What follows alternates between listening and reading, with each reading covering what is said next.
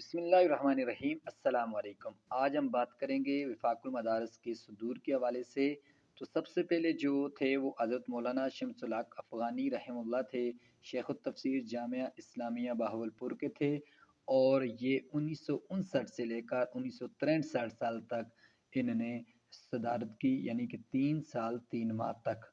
اس کے بعد دوسرے نمبر پہ حضرت مولانا خیر محمد جالندری رحمہ اللہ تھے، محتمم جامع خیر المدارس ملتان کے تھے۔ 1963 سے لے کر 1970 تک یہ وفاق المدارس کے صدارت یعنی کرتے رہے ہیں، 7 سال تک انہوں نے کی۔ اس کے بعد مولانا محمد یوسف بنوری رحمہ اللہ، محتمم جامعہ علوم الاسلامیہ کراچی، 1973 سے لے کر 1977 تک 4 سال 4 ماہ تک انہوں نے صدارت کی۔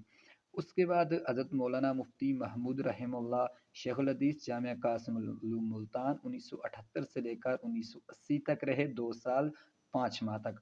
اس کے بعد 5ویں نمبر پر حضرت مولانا محمد ادریس میرٹھی رحمہ اللہ، استاذ الحدیث جامعہ علوم الاسلامیہ کراچی، یہ 1980 سے لے کر 1988 تک 8 سال رہے۔ اس کے بعد شیخ الحدیث حضرت مولانا سلیم اللہ خان صاحب رحمہ اللہ، محتمم جامعہ فاروقیہ کراچی، 1989 سے لے کر 2017 تک رہے، 27 سال 7 ماہ تک انہوں نے صدارت کی۔ اس کے بعد حضرت مولانا عبدالرزاق اسکندر رحمہ اللہ، محتمم جامعہ علوم الاسلامیہ کراچی، 2017 سے لے کر 2021 تک رہے، 3 سال 9 ماہ تک۔ اس کے بعد حضرت مولانا مفتی محمد تقی عثمانی صاحب دامت برکاتہم العالیہ، نائب صدر جامعہ دارالعلوم کراچی، 2021 سے لے کر اب تک اس کے صدر ہیں۔ اور اب ہم بات کرتے ہیں سرپرست کی۔